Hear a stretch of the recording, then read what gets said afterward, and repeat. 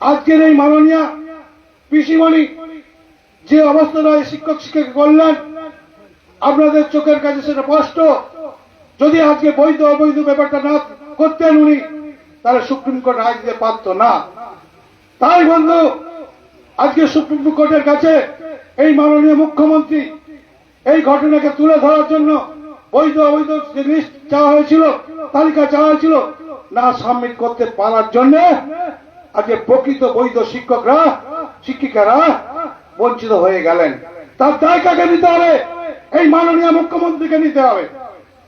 তার জন্য বিজেপি দায় নয়, সিপিএম এর দায় নয়, এসিসি দায় নয়।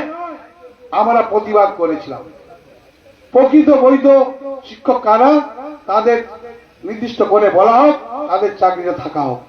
তাই আজকে আমাদের সরকার, ভারতীয় জনতা পার্টি সরকার, নরেন্দ্র মোদীজি বলেছেন, আমাদের শ্রমিকদাকে বলেছেন, ভারতীয় জনতা পার্টি যদি ক্ষমতা আসে তার 31 ডিসেম্বরের মধ্যে যোগ্য যারা অযোগ্য আছে 26,000 শিক্ষককে পুনর্বহাল যাতে করা যায় তার ব্যবস্থা আমরা করব।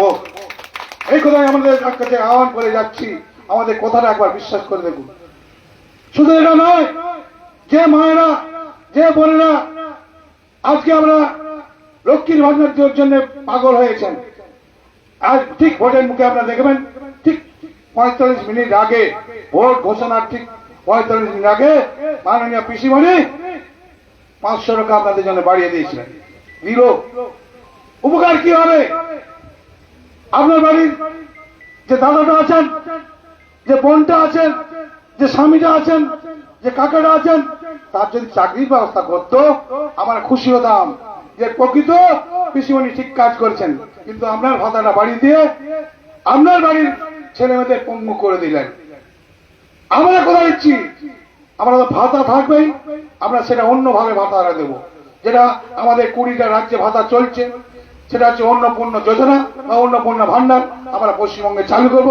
সেটা 1,500 টাকা নয়, সেটা এককালীন 3,000 টাকা করে প্রত্যেক মাসে আমরা পাবেন। এই কথা আপনাদের কাছে দিয়ে যাচ্ছি। একবার মায়েদের এবং বোনেদের আমি আশীর্বাদ চাইছি, ভারতের জনতা পার্টিকে আপনার পশ্চিমবঙ্গে প্রতিষ্ঠা করে দেখুন।